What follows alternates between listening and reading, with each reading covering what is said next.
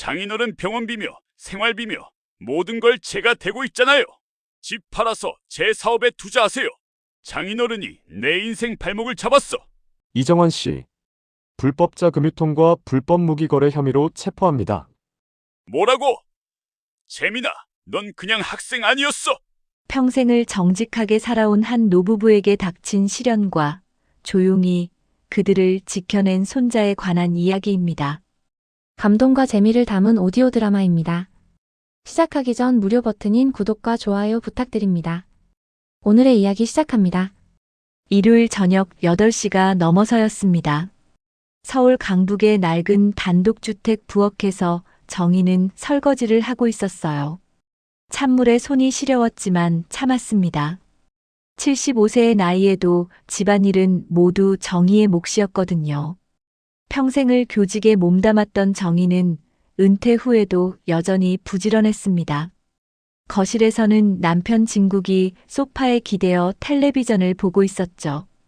80세의 진국은 작년부터 다리가 불편해져서 지팡이 없이는 걷기 힘들었습니다. 병원에서는 무릎 관절이 많이 상했다고 했어요. 수술을 받으면 좋아질 수도 있지만 나이를 생각하면 위험 부담이 크다는 말도 덧붙였고요.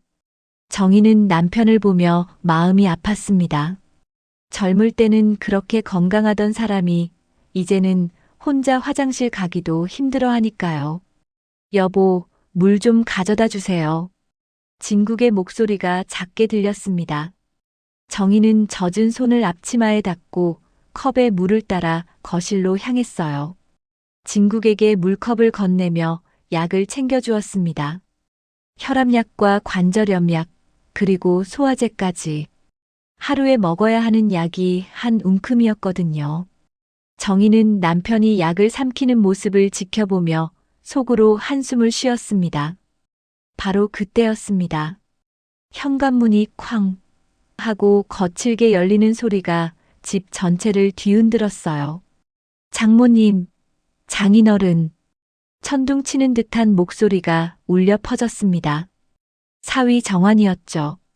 50세의 정환은 오늘도 얼굴이 핏대가 서서 벌겋게 달아올라 있었고 걸음걸이도 심하게 비틀거렸습니다. 술 냄새가 진동했어요. 정희는 가슴이 철렁했습니다. 어제도 와서 한바탕 하고 갔는데 오늘 또 온 것이었어요. 재민의 말이 맞았습니다. 정환은 현관에서 구두를 내팽개치며 거실로 성큼성큼 들어왔어요. 매 발걸음마다 바닥이 쿵쿵 울렸습니다. 정희는 정환의 얼굴을 보고 오늘은 평소보다 훨씬 위험하다는 걸 직감했어요. 정환 씨, 또 무슨 일이에요? 정희가 조심스럽게 물었습니다. 정환은 대답 대신 거실 한가운데로 들어와 소파 맞은편 의자에 털썩 주저앉았어요. 의자가 삐걱거렸습니다. 그리고는 소파에 앉아있는 진국을 날카롭게 노려보며 입을 열었어요. 장인어른, 제가 어제 했던 말 생각 좀 해보셨어요? 진국은 조용히 정환을 바라봤습니다. 분명히 안 된다고 했지만 오늘도 이렇게 와서 행패를 부리는 겁니다. 장인어른, 이 집 팔아서 제 사업에 투자하세요. 그게 우리 모두를 살리는 길이에요. 안 된다고 했잖아요. 진국도 목소리를 높였습니다. 정환의 얼굴이 완전히 일그러졌어요. 그리고는 진국의 멱살을 움켜쥐며 몸을 거칠게 흔들었습니다. 아! 정희가 비명을 질렀어요. 바로 그때 정환이 완전히 이성을 잃고 천둥 같은 목소리로 절규했습니다. 장인어른이 내 인생 발목을 잡았어. 그 순간 정희의 눈에서 눈물이 터져 나왔습니다. 평생을 정직하게 살아온 남편이 사위에게 그런 소리를 듣는다니 가슴이 찢어지는 것 같았어요. 진국도 충격을 받은 듯 정환을 바라봤습니다. 입술이 파르르 떨렸죠. 바로 그때였습니다. 안방 문이 확 열리며 누군가 나왔어요. 할머니, 괜찮으세요? 28살의 재민이었습니다. 하지만 그의 모습은 평소와 완전히 달랐어요. 눈빛이 차갑고 단호했고 어깨가 곧게 펴져 있었습니다. 마치 다른 사람이 된 것 같았어요. 재민은 마치 모든 것을 계획한 듯 침착하게 현관으로 나가서 문을 활짝 열었습니다. 그 순간 밖에서 검은 군복을 입은 사람들이 우르르 들어왔어요. 총 4명이었는데 모두 진지하고 위험 있는 표정이었습니다. 그들의 발걸음 소리가 쿵쿵 울리며 집안 전체의 분위기를 완전히 바꿔놓았어요. 이정환 씨, 재민이 얼음장처럼 차갑고 단호한 목소리로 말했습니다. 불법자 금유통과 불법 무기 거래 혐의로 체포합니다. 정환의 얼굴이 새하얗게 변하며 입이 딱 벌어졌어요. 뭐라고? 재민아, 넌 그냥 학생 아니야? 재민은 대답 대신 정환을 향해 완벽한 군사령관 경례를 올렸습니다. 그 모습이 너무나 의젓하고 위엄이 있어서 집안의 모든 공기가 순식간에 바뀌었어요. 정희는 무슨 일이 벌어지고 있는지 이해할 수 없었지만 한 가지는 확실했죠. 재민이 정환을 체포하러 온 것이었고 이제 모든 게 끝났다는 것이었습니다. 그 충격적인 순간을 되돌아보면 정희는 1년 전만 해도 이런 일이 벌어질 거라고는 상상도 못했습니다. 그때는 모든 것이 평범하고 조용했거든요. 딸 영주가 아직 살아있었고 정환도 지금처럼 거칠지 않았어요. 아니, 적어도 겉으로는 그랬습니다. 1년 전 어느 주말이었어요. 정희는 여느 때처럼 부엌에서 음식을 준비하고 있었습니다. 영주와 정환이 오기로 한 날이었거든요. 정희는 딸이 좋아하는 갈비찜을 끓이고 있었어요. 영주는 어릴 때부터 갈비찜을 유독 좋아했습니다. 특히 정희가 만든 갈비찜은 세상에서 제일 맛있다고 했죠. 여보, 영주가 몇 시에 온다고 했지? 진국이 거실에서 물었습니다. 3시쯤 온다고 했어요. 정환 씨도 같이 온다고 하고요. 정희가 대답했어요. 그때의 진국은 지금보다 훨씬 건강했습니다. 지팡이 없이도 혼자 걸을 수 있었고 가끔 동네 산책도 했어요. 정희는 그런 남편을 보며 행복했습니다. 나이가 들어도 건강하게 지낼 수 있다는 게 얼마나 큰 축복인지 알았거든요. 오후 3시 정각에 영주와 정환이 도착했습니다.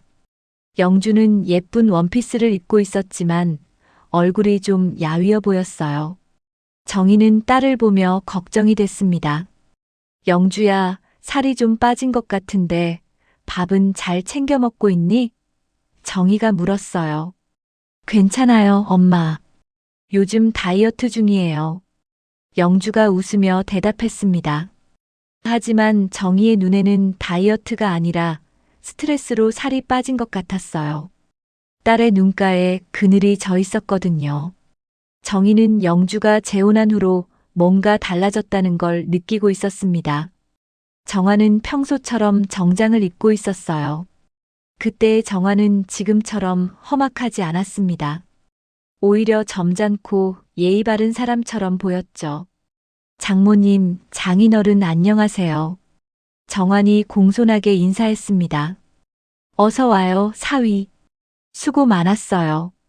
정희가 반갑게 맞았어요. 가족들이 식탁에 둘러앉아 식사를 시작했습니다. 정희가 정성껏 준비한 갈비찜과 나물들이 식탁을 가득 채웠어요. 영주는 갈비찜을 한 젓가락 먹더니 눈을 반짝였습니다. 역시 엄마 손맛이 최고예요. 이 맛을 어떻게 잊겠어요. 많이 먹어. 살도 좀 찌우고. 정희가 딸의 그릇에 갈비를 더 올려줬어요. 그때 정환이 입을 열었습니다. 어머님, 음식 정말 맛있습니다. 영주가 어머님 요리 솜씨를 자랑하더니 정말 맛있어요. 고마워요. 자주 와서 먹어요. 정희는 기뻤어요. 하지만 정환의 말에는 어딘가 계산적인 느낌이 있었습니다. 너무 매끄럽달까요? 마치 연습한 것처럼 들렸어요. 정희는 그때는 그냥 넘어갔지만 지금 생각해보니 뭔가 어색했던 것 같습니다. 식사 후 거실에서 차를 마시며 이야기를 나눴어요. 정환이 자신의 사업에 대해 설명하기 시작했습니다. 요즘 건설업계가 호황이라서 제 회사도 잘 되고 있어요. 특히 아파트 건설 쪽에서 좋은 프로젝트들을 맡고 있습니다. 정환이 자신 있게 말했어요. 그렇군요. 다행이네요. 진국이 고개를 끄덕였습니다. 장인어른, 병원비 같은 것들 이제 걱정하지 마세요. 제가 다 알아서 할 테니까요. 정환이 덧붙였어요. 그 말을 들은 정희는 고마웠지만 동시에 부담스러웠습니다. 아직 정환과 가족이 된 지 얼마 되지 않았는데 그런 부담을 지우는 것 같아서요. 정환 씨, 고맙긴 하지만 우리가 감당할 수 있는 선에서 하려고 해요. 정희가 말했습니다. 장모님 가족인데 뭘 그러세요? 제가 능력이 되는데 당연히 도와드려야죠. 정환이 웃으며 말했어요. 하지만 그 웃음이 어딘가 어색했습니다. 진심에서 우러나온 웃음이 아니라 억지로 만든 것 같았어요. 정희는 그때 처음으로 정환에 대해 의구심을 가졌습니다. 그런데 재민이는 언제 볼 수 있니? 정희가 물었어요. 영주의 표정이 잠시 어두워졌습니다. 재민이는 미국 대학에서 아직 1년이 더 남았어요. 방학 때도 인턴십 때문에 못 와요. 그래도 할머니, 할아버지 생각은 나겠지.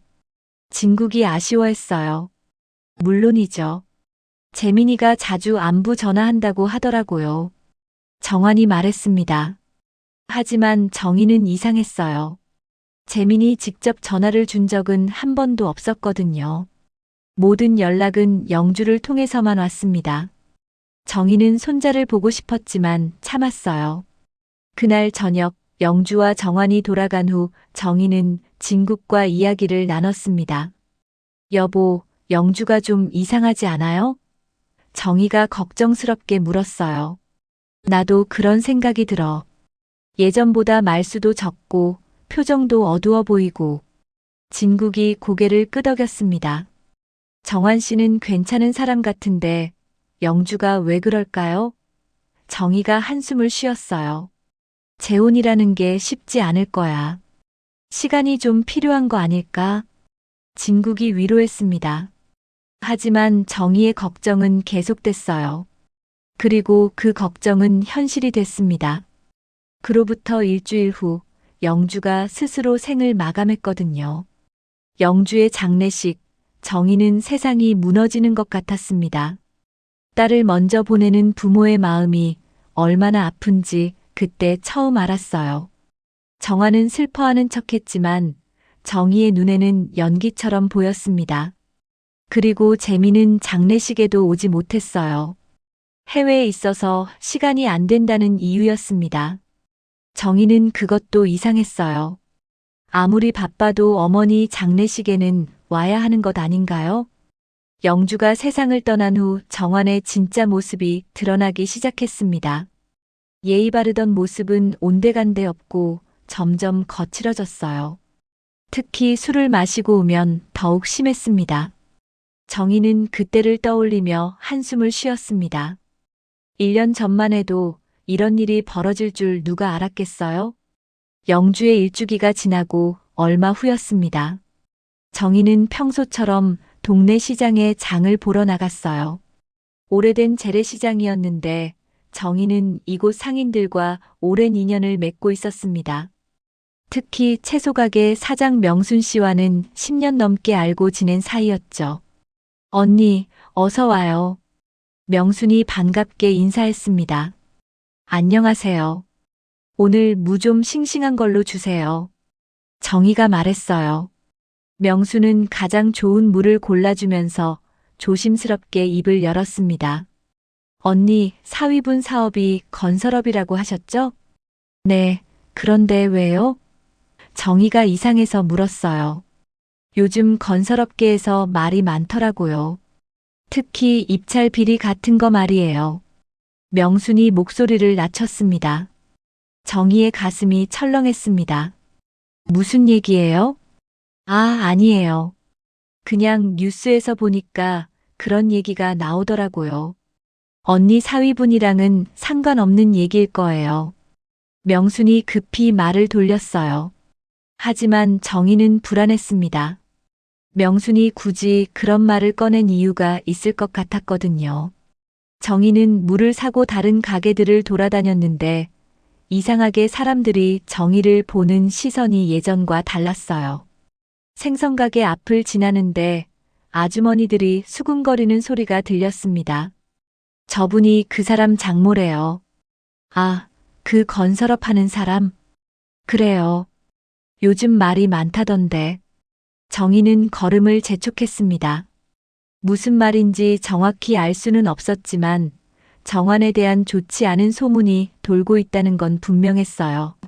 정희는 집에 돌아가서 진국에게 이 이야기를 해야 할지 고민했습니다. 집에 도착한 정희는 장본 것들을 정리하면서 계속 생각에 잠겼어요. 정환의 사업이 정확히 어떤 것인지 한 번도 자세히 들어본 적이 없었습니다. 영주가 살아있을 때도 정환은 구체적인 설명을 하지 않았어요. 그냥 건설업이라고만 했죠. 여보, 무슨 일 있어요? 표정이 좋지 않은데. 진국이 물었습니다. 아니에요. 그냥 시장에서 이상한 얘기를 들어서요. 정희가 대답했어요. 무슨 얘기인데요? 정희는 잠시 망설이다가 시장에서 들은 이야기를 말했습니다. 진국의 표정도 심각해졌어요. 정환 씨 사업에 문제가 있다는 건가요? 진국이 걱정스럽게 물었습니다. 모르겠어요. 확실한 건 아니니까 섣불리 판단하면 안 되겠지만 정희가 한숨을 쉬었어요. 그날 밤 정희는 잠을 이루기 힘들었습니다. 자꾸만 불길한 생각이 들었거든요. 며칠 후 정희의 예감은 현실이 됐습니다. 그날도 주말이었는데 정환이 찾아왔어요. 평소보다 일찍 왔고 벌써 술에 취해 있었습니다. 장모님, 장인어른. 정환이 들어서자마자 말했어요. 오늘은 일찍 왔네요. 밥은 먹었어요? 정희가 물었습니다. 밥은 됐고요. 정환이 퉁명스럽게 대답했어요. 정희는 정환의 태도가 예전과 완전히 달라진 걸 느꼈습니다. 예의라고는 찾아볼 수 없었어요. 정환은 거실에 앉더니 곧바로 본론을 꺼냈습니다. 아버님, 제가 요즘 사업이 힘들어서 그러는데 집 담보 대출 좀 받을 수 있을까요? 진국과 정희는 깜짝 놀랐어요. 갑자기 무슨 소리인지 이해할 수 없었거든요. 정환 씨, 갑자기 왜 그런 말을 하세요? 정희가 물었습니다. 제 사업에 급하게 자금이 필요해서요. 은행에서 대출이 막혔거든요. 정환이 말했어요. 그렇다고 우리 집을 담보로 잡자는 건 좀. 진국이 난색을 표했습니다. 정환의 얼굴이 일그러졌어요. 장인어른, 제가 그동안 얼마나 도와드렸는데요. 병원비며 생활비며 다 제가 댔잖아요. 그건 고맙게 생각하고 있어요. 하지만 집까지 담보로 잡는 건. 정희가 말을 이었습니다. 장모님도 그러실 거예요? 정환이 정희를 노려봤어요. 그 순간 정희는 정환의 눈에서 위험한 기운을 느꼈습니다. 술에 취해서 더욱 거칠어 보였어요. 정희는 이 사람이 과연 딸의 남편이 맞나 싶었습니다. 정환 씨, 오늘은 취하신 것 같으니 집에 가서 쉬세요. 이런 중요한 얘기는 술 깨고 다시 해요. 정희가 단호하게 말했습니다. 취했다고요? 저 멀쩡해요. 정환이 목소리를 높였어요. 제가 지금까지 얼마나 참고 사는지 아세요? 무슨 소리예요? 진국이 물었습니다. 영주도 마찬가지였어요. 맨날 우울하다고 징징거리고 제 사업에는 관심도 없고. 정환이 말했어요. 정희의 가슴에 화가 치밀었습니다. 죽은 딸을 그런 식으로 말하다니요. 정환 씨, 지금 무슨 말을 하는 거예요? 정희가 분노했습니다. 사실을 말하는 거죠. 영주가 왜 죽었는지 정말 모르세요? 정환이 비웃었어요. 그 말에 정희와 진국은 충격을 받았습니다. 무슨 의미인지 알 것 같았거든요. 정환 씨, 설마. 진국이 떨리는 목소리로 말했어요. 뭐가 설마예요? 영주가 제 사업 때문에 스트레스 받았다고 해서 제가 죽인 것도 아니잖아요. 정환이 태연하게 말했습니다. 정희는 울컥했습니다. 딸이 정환 때문에 힘들어했다는 걸 이제야 확실히 알게 됐거든요. 그럼에도 불구하고 저는 두 분을 도와드렸어요. 그런데 집 하나 담보 잡는 게 그렇게 어려운 일인가요? 정환이 계속 압박했습니다. 우리한테 생활비 주는 건 보험금을 다 가져가서 그러기로 한 거잖아요. 정희가 단호하게 말했어요. 정환은 갑자기 일어서더니 집 안을 둘러봤습니다. 당신네 이 집 땅도 내 덕에 값이 올랐어요. 제가 이 동네 재개발 사업에 관여하고 있거든요. 그 말에 정희는 소름이 돋았습니다. 정환이 단순한 건설업자가 아니라는 걸 직감했어요. 정환 씨, 오늘은 정말 그만 가세요. 정희가 떨리는 목소리로 말했습니다. 정환은 비웃으며 나갔지만 나가면서 한마디 더 던졌어요. 생각해 보세요. 제가 도와주지 않으면 아버님 병원비도 못 낼 텐데. 문이 닫힌 후 정희와 진국은 말없이 서로를 바라봤습니다. 둘 다 같은 생각을 하고 있었어요. 정환이 위험한 사람이라는 것을 말이죠. 여보, 우리가 잘못 생각했나 봐요. 정희가 떨리는 목소리로 말했습니다. 재민이라도 연락이 닿으면 좋을 텐데. 진국이 한숨을 쉬었어요. 그 순간 정희의 가슴 속에 불길한 예감이 더욱 짙어졌습니다. 이 일이 여기서 끝나지 않을 것 같았거든요. 정환이 집 담보대출을 요구하고 간 지 사흘이 지났습니다. 정희는 그 후로 잠을 제대로 이루지 못했어요. 정환의 마지막 말이 계속 머릿속을 맴돌았거든요. 제가 도와주지 않으면 아버님 병원비도 못 낼 텐데라는 그 위협적인 말이요. 진국도 마찬가지였습니다. 평소보다 말수가 줄었고 식사도 제대로 하지 않았어요.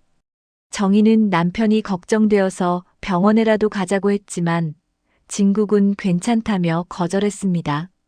여보, 정환 씨가 정말 우리를 도와주지 않으면 어떻게 하죠? 정희가 불안해하며 물었어요. 걱정하지 마요. 우리가 평생 모아둔 돈도 있고 연금도 나오잖아요. 진국이 위로했지만 목소리에 힘이 없었습니다. 사실 둘 다 알고 있었어요. 진국의 병원비와 약값이 만만치 않다는 것을 말이죠. 정환의 도움 없이는 버티기 힘들 수도 있었습니다. 그런 우울한 목요일 오후였어요. 정희는 부엌에서 저녁 준비를 하고 있었는데 현관문이 조용히 열리는 소리가 들렸습니다. 정희는 깜짝 놀랐어요. 정환인가 싶어서 가슴이 철렁했거든요. 할머니, 저예요. 목소리를 듣고 정희는 눈을 의심했습니다. 재민이었어요. 손자 재민이가 지금 우리 집에 와 있다니요? 재민아. 정희가 부엌에서 뛰어나왔습니다. 거실에는 28살의 재민이 서 있었어요. 키가 훌쩍 컸고 어깨도 넓어져서 완전히 어른이 된 모습이었습니다. 그런데 뭔가 달랐어요. 예전보다 훨씬 의젓하고 침착해 보였거든요. 할머니, 오랜만이에요. 재민이 정희를 꼭 안았습니다. 정희는 눈물이 날 것 같았어요. 영주가 세상을 떠난 후 재민을 본 건 처음이었거든요. 게다가 요즘 정환 때문에 힘들었는데 손자를 보니 마음이 좀 놓였습니다. 재민아, 언제 왔니? 연락도 없이. 정희가 재민의 얼굴을 살펴봤어요. 어젯밤에 도착했어요. 할머니 놀라실까봐 오늘 와서 인사드리려고요. 재민이 웃었습니다. 할아버지는 어디 계세요? 재민이 물었어요. 안방에 계셔. 가서 인사하렴. 정희가 말했습니다. 재민은 안방으로 가서 진국에게 정중하게 인사했어요. 할아버지, 안녕하세요. 늦게 인사드려서 죄송합니다. 재민아, 그동안 어떻게 지냈니? 진국이 반가워하며 재민의 손을 잡았습니다. 할아버지 건강은 어떠세요? 재민이 진국의 다리를 살펴보며 물었어요. 그럭저럭이야. 나이가 나이다 보니 여기저기 아픈 곳이 많아졌지만 말이야. 진국이 쓸쓸하게 웃었습니다. 재민은 할아버지의 손을 꼭 잡고 있었어요. 그 모습이 너무 다정해 보여서 정희는 마음이 따뜻해졌습니다. 재민아, 학교는 어때? 곧 졸업이라고 한 것 같은데. 정희가 물었어요. 네, 곧 졸업이에요. 그래서 잠시 한국에 들어올 수 있었어요. 재민이 대답했습니다. 그런데 엄마 장례식 때는 왜 못 왔니? 할머니가 얼마나 보고 싶어 했는데. 정희가 아쉬워했어요. 재민의 표정이 잠시 어두워졌습니다. 정말 죄송해요, 할머니. 그때는 정말 어쩔 수 없는 상황이었어요. 엄마한테도 너무 미안하고. 재민의 목소리가 떨렸어요. 정희는 손자가 얼마나 힘들었을지 이해했습니다. 괜찮아, 재민아. 네가 한국에 없는 상황에서 어쩔 수 없었던 거지. 정희가 재민을 위로했어요. 그때 재민이 조심스럽게 물었습니다. 할머니, 정환 아저씨는 요즘 어떠세요? 정희와 진국의 표정이 어두워졌어요. 재민은 그 변화를 놓치지 않았습니다. 무슨 일 있으세요? 재민이 진지하게 물었어요. 정희는 잠시 망설였습니다. 손자에게 이런 걱정을 끼치고 싶지 않았거든요. 하지만 재민의 눈빛이 예전과 달리 매우 진지하고 성숙해 보였어요. 재민아, 사실은. 정희가 조심스럽게 입을 열었습니다. 정희는 최근에 있었던 일들을 재민에게 말해줬어요. 정환이 집 담보대출을 요구한 일, 영주가 정환 때문에 힘들어했다는 것을 알게 된 일, 그리고 정환의 사업에 문제가 있다는 소문까지 모든 것을 다 말했습니다. 재민은 조용히 듣고 있었어요. 중간에 질문도 하지 않고 그냥 집중해서 들었습니다. 정희는 재민이 이렇게 침착할 줄 몰랐어요. 정환 아저씨가 마지막에 뭐라고 했다고 하셨죠? 재민이 물었습니다. 자기가 도와주지 않으면 할아버지 병원비도 못 낼 거라고 했어. 정희가 대답했어요. 재민의 눈빛이 차가워졌습니다. 그런 식으로 협박을 했다는 거네요. 협박. 이라기보다는. 정희가 말을 흐렸어요. 할머니, 그건 명백한 협박이에요. 재민이 단호하게 말했습니다. 정환 아저씨가 예전부터 그런 식이었어요? 아니야, 네 엄마가 살아있을 때는 그렇지 않았는데. 정희가 대답했어요. 재민은 잠시 생각에 잠겼습니다. 그리고는 할머니와 할아버지를 번갈아 보며 말했어요. 할머니, 할아버지, 걱정하지 마세요. 저도 이제 어른이 됐으니까 도와드릴 수 있어요. 재민아, 네가 무슨 도움을 줄 수 있겠니? 아직 학생인데. 진국이 말했습니다. 할아버지, 저 이제 곧 졸업이에요. 그리고 재민이 잠시 망설이더니 말했어요. 사실은 제가 하는 일이 좀 특별해요. 특별하다는 게 무슨 뜻이니? 정희가 궁금해했어요. 재민은 대답 대신 미소만 지었습니다. 자세한 건 나중에 말씀드릴게요. 그날 밤 재민은 안방에서 잤어요. 오랜만에 손자와 함께 있으니 정희는 마음이 한결 편해졌습니다. 재민이 있으니 정환이 와도 덜 무서울 것 같았거든요. 여보, 재민이가 많이 의젓해진 것 같아요. 정희가 진국에게 말했어요. 그러게 말이야. 예전과는 완전히 달라 보이더라. 진국도 동감했습니다. 하지만 둘 다 모르고 있었어요. 재민이 단순한 유학생이 아니라는 것을 말이죠. 그리고 재민이 이미 정환에 대한 모든 것을 알고 있다는 것도요. 재민은 그날 밤 조용히 자신의 휴대폰을 확인했습니다. 정환에 대한 조사 결과들이 계속 들어오고 있었거든요. 재민은 속으로 다짐했습니다. 이제 끝낼 때가 됐다고 말이에요. 재민이 돌아온 지 이틀이 지난 토요일 오후였습니다. 정희는 부엌에서 재민이 좋아하던 미역국을 끓이고 있었어요. 어릴 때 재민은 정희가 끓여주는 미역국을 특히 좋아했거든요. 오랜만에 손자와 함께 있으니 정희는 기분이 좋았습니다. 재민은 작은 방에서 쉬고 있었어요. 긴 여행으로 피곤했는지 일찍 들어가서 휴식을 취하고 있었습니다. 정희는 손자가 푹 쉴 수 있도록 조용히 집안일을 하고 있었죠. 거실에서는 진국이 혼자 텔레비전을 보고 있었습니다. 재민이 돌아온 후로 진국의 기분도 많이 좋아졌어요. 오랜만에 손자를 본 기쁨 때문이었죠. 그때였습니다. 현관문이 벌컥 열리는 소리가 났어요. 정희는 가슴이 철렁했습니다. 정환의 발걸음 소리였거든요. 오늘은 평소보다 더 거칠게 들렸어요. 장모님, 장인어른. 정환의 목소리가 들렸습니다. 정희가 부엌에서 나오자 정환이 거실로 들어오고 있었어요. 역시나 술에 취해 있었고 얼굴이 벌겋게 달아올라 있었습니다. 그런데 오늘은 평소보다 더 험악해 보였어요. 정환은 평소에도 예의가 없는 편이었지만 오늘은 유달리 심했습니다. 현관에서 구두도 제대로 벗지 않고 거실로 성큼성큼 걸어 들어왔어요. 정희는 정환의 얼굴을 보고 무언가 큰일이 났다는 걸 직감했습니다. 작은 방에서 재민은 정환의 목소리를 듣고 조용히 귀를 기울였어요. 문을 살짝 열어두고 상황을 주의 깊게 듣기 시작했습니다. 정환 씨, 무슨 일이에요? 정희가 조심스럽게 물었습니다. 정환은 대답 대신 거실로 들어와 소파 맞은편 의자에 털썩 주저앉았어요. 그리고는 소파에 앉아있는 진국을 노려보며 말했습니다. 사업이 잘 안 풀리고 있어요.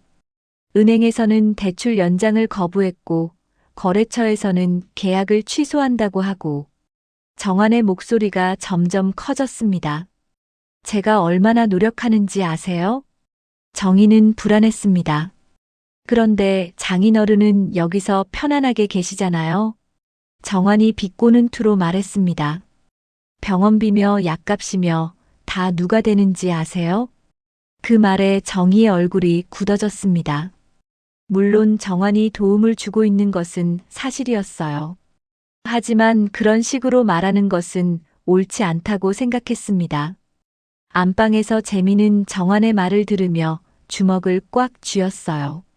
할머니와 할아버지를 그런 식으로 대하다니 참을 수 없었습니다. 정환 씨, 고마운 건 알지만 그런 식으로 말하면 안 되죠. 정희가 차분하게 말했습니다. 어머니는 모르실 거예요. 제가 얼마나 힘들게 사는지 말입니다. 정환이 정희를 쳐다봤어요.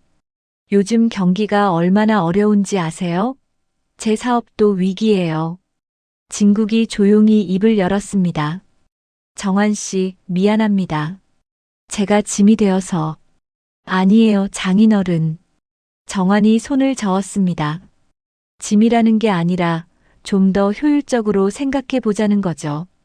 병원비도 줄이고 약도 꼭 필요한 것만 쓰고. 정희는 정환의 말뜻을 알 것 같았습니다. 결국 돈 이야기였어요. 하지만 남편의 건강을 돈으로 계산한다는 생각에 마음이 아팠습니다. 재민은 안방에서 모든 대화를 들으며 분노가 치밀어 올랐어요. 하지만 참았습니다. 아직은 때가 아니었거든요. 정환 씨, 영주 아버지는 평생 성실하게 사신 분이에요. 교직에 있을 때도 한 번도 부정한 일 없이 사셨고 우리 가족을 위해 희생하신 분이라고요. 정희가 목소리를 높였습니다. 그건 알고 있어요, 장모님. 하지만 현실을 봐야 하지 않겠어요? 정환이 한숨을 쉬었어요. 제가 지금 얼마나 힘든 상황인지 모르시니까 그런 소리를 하시는 거예요. 정환은 점점 흥분하기 시작했습니다. 술에 취한 상태에서 감정이 격해지고 있었어요. 제가 사업 때문에 얼마나 스트레스 받는지 아세요? 밤잠도 못 자고 사람들 만나느라 얼마나 고생하는지. 정환의 목소리가 떨렸습니다. 그때 정환이 갑자기 벌떡 일어나더니 진국을 향해 다가갔어요. 아버님, 이 집 팔아서 제 사업에 투자하세요. 그게 모두를 위한 길이에요. 안 된다고 했잖아요. 진국이 단호하게 말했습니다. 정환의 얼굴이 일그러졌어요. 노인네가 참 고집이 세시네. 제가 그동안 얼마나 도와드렸는데. 안방에서 재미는 상황이 심각해지고 있다는 걸 느꼈어요. 정환의 목소리가 점점 위협적으로 변하고 있었거든요. 그때 정환이 갑자기 진국의 멱살을 잡았습니다. 아버님, 제발 좀 협조해 주세요. 정환 씨. 정희가 소리쳤어요. 안방에서 재미는 더 이상 참을 수 없었어요. 하지만 아직 나가지 않았습니다. 모든 상황을 완벽하게 파악하고 있어야 했거든요. 정환이 완전히 이성을 잃고 소리쳤습니다. 장인어른이 내 인생 발목을 잡았어. 그 순간 정희의 눈에서 눈물이 흘렀어요. 재미는 방에서 모든 대화를 녹음하고 있었습니다. 이제 충분한 증거가 모였어요. 재미는 속으로 생각했습니다. 이제 진짜 때가 됐다. 재미는 조용히 휴대폰을 꺼내서 메시지를 보냈습니다. 준비 완료. 내일 저녁 실행. 정환이 할머니와 할아버지를 괴롭히는 모든 장면을 완벽하게 파악했고, 이제 마지막 계획을 실행할 시간이었습니다. 정환이 돌아간 후 재미는 안방에서 나와 할머니와 할아버지를 위로했어요. 하지만 정환과 직접 대면하지 않은 채로 모든 상황을 완벽하게 파악했다는 사실은 아무도 몰랐습니다. 할머니, 할아버지, 괜찮으세요? 재민이 걱정스럽게 물었어요. 재민아, 미안하다. 너까지 이런 걸 보게 해서.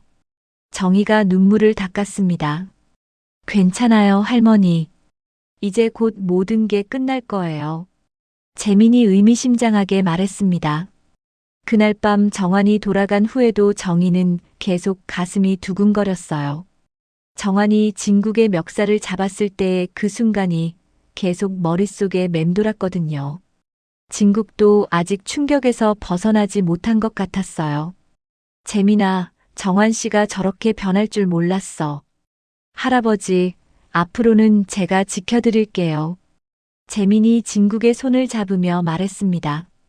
정희는 재민의 말에서 뭔가 특별한 의미를 느꼈어요. 단순한 위로가 아니라 정말로 지켜줄 수 있다는 확신이 담겨 있었거든요. 재민아, 정환 씨가 한 말들 들었니? 정희가 조심스럽게 물었어요. 네, 할머니. 방에서 모두 들었어요. 재민이 차분하게 대답했습니다. 그럼 정환 씨가 할아버지한테 그런 식으로 말하는 것도. 정희가 말을 이었어요. 모두 들었어요. 정말 용서할 수 없는 일이었어요. 재민의 목소리에 분노가 섞여 있었습니다. 그날 밤 재민은 안방에서 조용히 전화를 받고 있었어요. 정희는 화장실에 가다가 우연히 재민의 목소리를 들었습니다. 네, 모든 증거는 확보했습니다. 내일 저녁에 실행하죠. 재민의 목소리가 평소와 달리 차갑고 단호했어요. 정희는 이상했지만 그냥 지나쳤습니다. 아마 학교 일이겠거니 생각했거든요.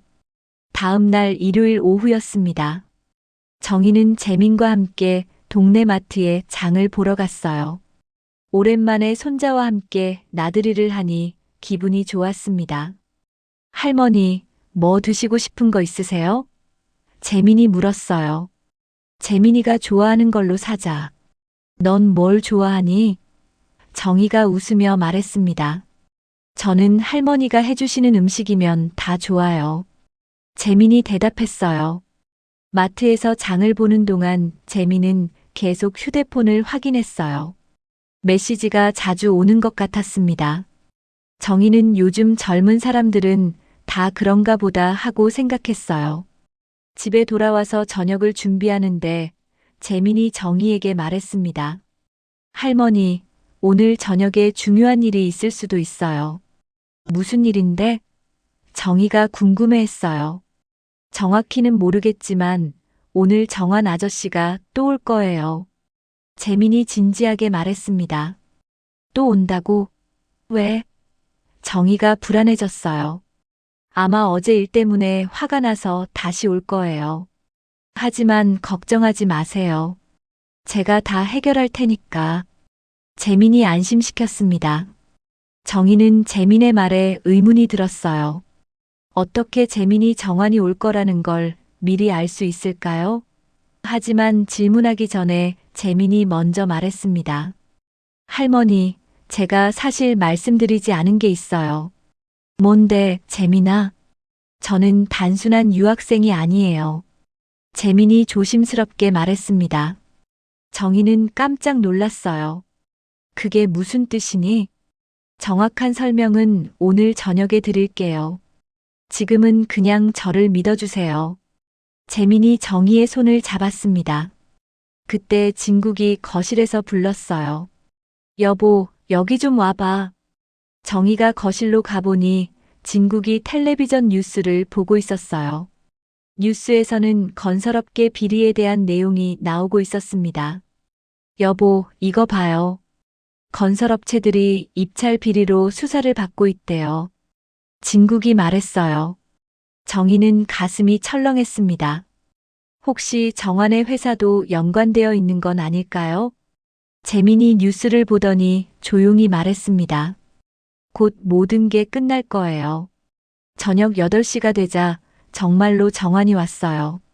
재민은 미리 안방에 들어가 있었습니다. 문을 살짝 열어두고 모든 상황을 지켜보고 있었어요. 정환이 또다시 진국에게 집 담보대출을 요구하기 시작했어요. 어제보다 더 거칠게 압박했습니다. 장인어른, 제가 마지막으로 말씀드려요. 집 팔아서 제 사업에 투자하세요. 정환이 소리쳤어요. 안 된다고 했잖아요. 진국도 목소리를 높였습니다. 정환이 또다시 진국의 멱살을 잡으려고 했을 때 재민은 안방에서 조용히 휴대폰을 꺼냈어요. 그리고는 미리 준비해둔 번호로 메시지를 보냈습니다. 지금 시작하세요. 바로 그 순간 현관문 밖에서 발걸음 소리가 들렸어요. 재민은 완벽한 타이밍을 맞춘 것이었습니다. 정환이 또다시 소리쳤습니다.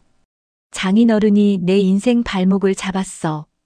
바로 그때 재민이 안방에서 나와 현관으로 걸어갔어요. 그리고는 문을 활짝 열었습니다.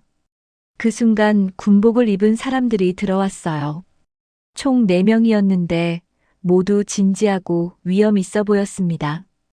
이정환 씨, 재민이 차갑고 단호한 목소리로 말했습니다. 불법자 금유통과 불법 무기 거래 혐의로 체포합니다. 정환의 얼굴이 새하얗게 변했어요. 뭐라고? 재민아, 넌 그냥 학생 아니었어? 이때 정환과 재민이 처음으로 서로 마주봤습니다. 재민은 정환을 향해 군사령관 경례를 올렸어요.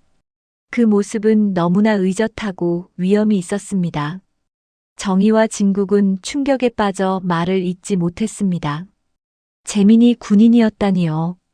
그것도 정환을 체포할 수 있는 권한을 가진 군인이었다니요. 군인들이 정환에게 수갑을 채우는 동안 재민이 가족들에게 말했습니다. 할머니, 할아버지, 이제 모든 게 끝났어요. 더 이상 걱정하지 마세요. 정환은 끌려나가면서도 믿을 수 없다는 표정을 지었어요. 자신을 체포한 게 그저 학생으로만 알았던 재민이었다니 말이에요. 재민은 이제야 자신의 정체를 가족들에게 밝힐 때가 됐다고 생각했습니다. 정환이 체포되어 끌려나간 후 집안은 다시 정적에 휩싸였습니다.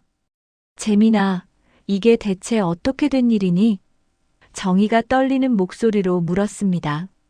재민은 조용히 군복 상의를 벗고 할머니와 할아버지 앞에 앉았어요. 그리고는 자신의 정체를 차근차근 설명하기 시작했습니다. 할머니, 저는 해외 유학생이 아니에요. 특수부대 장교입니다. 재민이 진지하게 말했어요. 특수부대라고?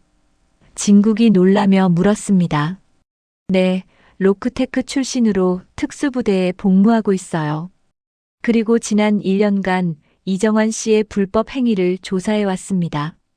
재민이 설명했습니다. 정희는 머리가 어지러웠어요. 그럼 네가 해외에 있다고 한 건 모두 거짓말이었단 말이니? 죄송해요, 할머니. 하지만 임무상 숨길 수밖에 없었어요. 재민의 목소리에 미안함이 배어 있었습니다. 그럼 영주 장례식에 못 온 것도? 진국이 물었어요. 재민의 표정이 어두워졌습니다. 그때 저는 해외에서 이정환 씨와 연결된 무기 밀매상들을 추적하고 있었어요. 엄마 장례식에 참석하지 못한 건 제 평생의 후회입니다. 정희는 재민의 눈에서 진심 어린 슬픔을 봤어요. 재민아, 네가 얼마나 힘들었을까? 할머니, 엄마가 왜 그런 선택을 했는지 이제야 모든 걸 알게 됐어요. 재민이 주먹을 꽉 쥐었습니다. 이정환 씨가 엄마를 얼마나 괴롭혔는지 말이에요. 그때 재민의 휴대폰이 울렸어요. 재민은 전화를 받고는 잠시 대화를 나눈 후 끊었습니다. 할머니, 할아버지, 저는 잠시 나가야 해요. 이정환 씨 조사 때문에 해야 할 일이 있어서요. 재민이 일어났습니다. 위험하지 않니? 정희가 걱정했어요. 괜찮아요. 이제 거의 끝났으니까요. 재민이 안심시켰습니다. 재민이 나간 후 정희와 진국은 서로를 바라봤어요. 둘 다 같은 생각을 하고 있었습니다. 재민이 얼마나 큰 부담을 혼자 짊어지고 있었는지 말이에요. 한편 구치소에 수감된 정화는 보석으로 풀려났습니다. 그의 배후에 있던 조직에서 거액의 보석금을 내준 것이었어요. 정화는 분노에 차서 변호사 사무실에서 나왔습니다. 그놈의 재민이라는 애가 날 이런 식으로 당하게 하다니. 정환이 이를 갈았어요. 정환은 복수를 계획하기 시작했습니다. 재민이 특수부대 장교라는 걸 알게 된 이상 정면 승부로는 이길 수 없다는 것도 알았어요. 그래서 더욱 비열한 방법을 생각해냈습니다. 이틀 후 화요일 오후 정환은 다시 정희의 집을 찾았어요. 이번에는 술에 취하지 않았고 오히려 차분해 보였습니다. 하지만 그 차분함 속에 더욱 위험한 기운이 감돌고 있었어요. 장모님, 안녕하세요. 정환이 공손하게 인사했습니다. 정희는 깜짝 놀랐어요. 정환이 체포됐는데 어떻게 여기 있을 수 있는지 이해할 수 없었거든요. 정환 씨, 어떻게 여기에? 정희가 당황하며 말했어요. 보석으로 나왔어요. 억울한 누명을 벗기 위해서 말이죠. 정환이 웃으며 말했습니다. 정희는 불안했습니다. 정환의 웃음이 예전보다 더 소름 끼쳤거든요. 재민이는 어디 있어요? 정환이 물었어요. 그건 왜 물어보죠? 정희가 경계하며 대답했습니다. 장모님, 재민이가 저를 함정에 빠뜨렸어요. 저는 정말 억울해요. 정환이 연기하듯 말했어요. 무슨 소리예요? 재민이가 왜 당신을 함정에 빠뜨려요? 정희가 반박했습니다. 정환은 갑자기 표정을 바꿨어요. 장모님, 재민이가 얼마나 위험한 일을 하는지 아세요? 무슨 뜻이에요? 정희가 불안해하며 물었어요. 특수부대 장교라는 게 그렇게 안전한 일인 줄 아세요? 언제 어떤 위험에 빠질지 모르는 일이에요. 정환의 목소리에 위협이 섞여 있었습니다. 정희는 정환의 말에서 협박을 느꼈어요. 정환 씨, 지금 뭐라고 하는 거예요? 재민이를 위험하게 만들고 싶지 않으면 장모님이 저에게 협조해 주세요. 정환이 본색을 드러냈습니다. 협조라니, 무슨 협조 말이에요? 정희가 떨리는 목소리로 물었어요. 간단해요. 재민이가 저를 조사한 증거들을 모두 없애달라고 하세요. 그리고 제가 무죄라고 증언해 달라고 하고요. 정환이 요구했습니다. 정희는 어이가 없었어요. 그런 말도 안 되는 요구를. 장모님, 재민이 안전이 걱정되지 않으세요? 정환이 위협적으로 말했어요. 바로 그때 현관문이 열렸어요. 재민이 돌아온 것이었습니다. 할머니, 저 왔어요. 재민의 목소리가 들렸습니다. 정화는 재민이 들어오자 갑자기 정희에게 다가가서 팔을 잡았어요. 재민아, 네가 수집한 증거들을 모두 폐기해. 그렇지 않으면 할머니가 위험해질 거야. 정환이 소리쳤습니다. 하지만 재민은 전혀 당황하지 않았어요. 오히려 미소를 지었습니다. 아저씨, 제가 준비한 게 그것뿐일 거라고 생각하세요? 재민이 차분하게 말했어요. 재민은 소파 옆에서 작은 녹음기를 꺼냈습니다. 방금 할머니를 협박한 말 모두 녹음됐어요. 정환의 얼굴이 새하얗게 변했어요. 뭐라고? 협박죄까지 추가되겠네요. 이정환 씨, 이제 정말 끝이에요. 재민이 냉정하게 말했습니다. 정환은 완전히 무너졌어요. 모든 계획이 수포로 돌아간 것이었습니다. 그때 또다시 현관문 밖에서 발걸음 소리가 들렸어요. 재민이 미리 연락해둔 수사관들이 도착한 것이었습니다. 이정환 씨 협박죄로 재체포합니다. 수사관이 말했습니다. 정환은 이번에는 정말로 끝났다는 걸 알았어요. 재민의 완벽한 함정에 걸린 것이었습니다. 정환이 최종적으로 체포되고 난 후 석 달이 지났습니다. 법정에서 정환은 불법자 금유통과 불법 무기 거래, 그리고 협박죄로 징역 15년의 중형을 선고받았어요. 재민이 수집한 증거들이 결정적인 역할을 했습니다. 정환의 조직도 모두 해체됐고 관련자들도 모두 처벌받았죠. 정희는 그동안 얼마나 큰 위험 속에서 살았는지 이제야 실감했어요. 만약 재민이 없었다면 어떻게 됐을지 상상하기도 싫었습니다. 봄이 찾아온 어느 화창한 토요일, 재민은 엄마 영주의 납골당을 찾았어요. 오랜만에 엄마를 만나러 가는 길이었습니다. 재민은 군복을 단정하게 입고 있었어요. 엄마, 저예요. 재민이 영주의 사진 앞에 앉아 말했습니다. 늦었지만 이제야 엄마를 위해 할 수 있는 일을 다 끝냈어요. 이정환은 제대로 처벌받았고 할머니와 할아버지도 이제 안전해요. 재민의 목소리가 떨렸어요. 재민은 영주의 사진을 바라보며 그동안 하지 못했던 말들을 쏟아냈습니다. 엄마, 정말 미안해요. 엄마가 그렇게 힘들어할 때 곁에 있어주지 못해서, 장례식에도 오지 못해서. 눈물이 글썽거렸지만 재민은 참았어요. 이제는 울 때가 아니었거든요. 하지만 엄마, 이제 모든 게 끝났어요. 할머니와 할아버지는 평온하게 지내고 계시고 저도 제 역할을 다했어요. 엄마도 이제 편히 쉬세요. 재민은 엄마의 사진에 깊게 인사를 올리고 납골당을 나왔습니다. 마음이 한결 가벼워진 것 같았어요. 집에 돌아온 재민을 본 정희는 깜짝 놀랐어요. 재민의 표정이 한결 밝아 보였거든요. 재민아, 어디 다녀왔니? 정희가 물었어요. 엄마한테 다녀왔어요. 이제야 제대로 인사드릴 수 있었어요. 재민이 웃으며 대답했습니다. 정희는 재민의 말에 마음이 뭉클했어요. 그동안 재민이 얼마나 큰 죄책감을 안고 살았는지 알 수 있었거든요. 할아버지는 어디 계세요? 재민이 물었어요. 마당에서 화분 정리하고 계셔. 요즘 몸이 많이 좋아지셨어. 정희가 대답했어요. 정환이 사라진 후 진국의 건강도 눈에 띄게 좋아졌어요. 스트레스가 없어지니 몸도 따라서 회복되는 것 같았습니다. 요즘에는 혼자서도 잘 걸어다니고 식욕도 좋아졌어요. 재민은 마당으로 나가서 할아버지를 도왔습니다. 할아버지, 뭐 하세요? 아, 재민아. 할아버지가 채소 화분 좀 정리하고 있었어. 진국이 반갑게 맞았어요. 제가 도와드릴게요.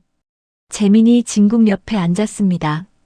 할아버지와 손자가 함께 흙을 만지며 씨앗을 심는 모습이 정말 평화로워 보였어요. 정희는 부엌 창문으로 그 모습을 보며 흐뭇해했습니다.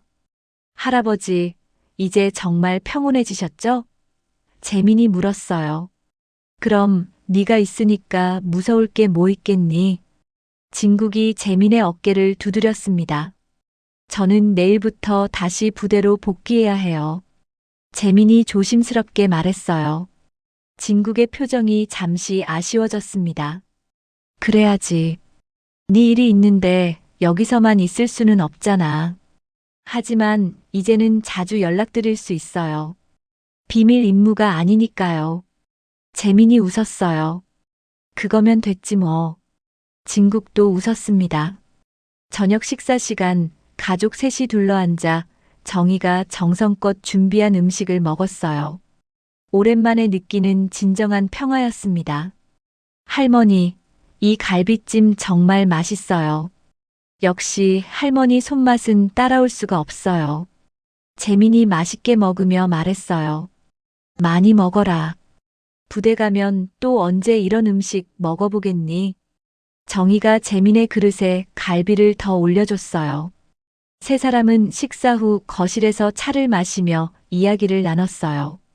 재민은 할아버지와 바둑을 두었고 정희는 뜨개질을 했습니다. 정말 평범하고 소소한 일상이었지만 그 어느 때보다 소중하게 느껴졌어요. 재민아, 앞으로 위험한 일은 없는 거지? 정희가 걱정스럽게 물었어요. 할머니, 제가 하는 일이 위험할 수도 있지만 이제는 할머니와 할아버지를 지킬 수 있다는 확신이 있어요. 재민이 대답했습니다.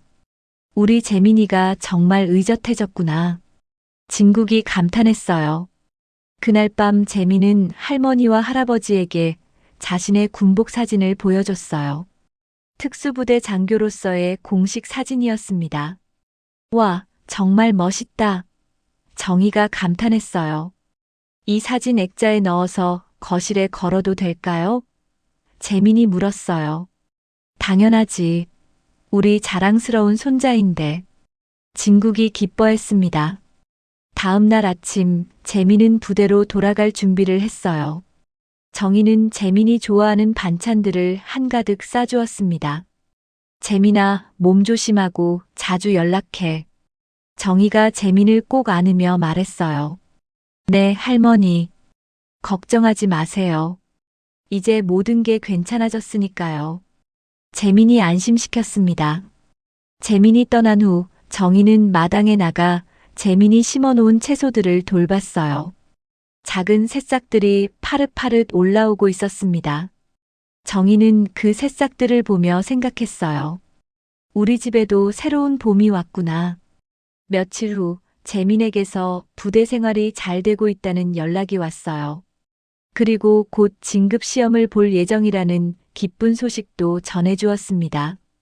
정희는 재민의 군복 사진을 바라보며 생각했습니다. 이제 우리 가족에게도 진정한 평화가 찾아왔구나.